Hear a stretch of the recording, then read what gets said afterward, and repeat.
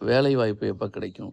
போட்டித் தேர்வுகள்ல எப்ப வெற்றி பெறலாம்? அப்படின்னு கேட்டீங்கன்னா, 6ஆம் இடத்து அதிபதியுடைய தசாபுத்தி, 6ஆம் இடத்தில் இருக்கின்ற கிரகத்தின் தசாபுத்தி, 6ஆம் அதிபதியை பார்க்கின்ற கிரகத்தின் தசாபுத்தி, 6ஆம் அதிபதியின் சாரத்தில் தசையை புத்தியும் நடத்தக்கூடிய கிரகத்தின் தசாபுத்தி காலகட்டத்தில, அந்த ஜாதகருக்கு போட்டித் தேர்வுகள்ல வெற்றி வாய்ப்புகள் அதிகமா வரும்.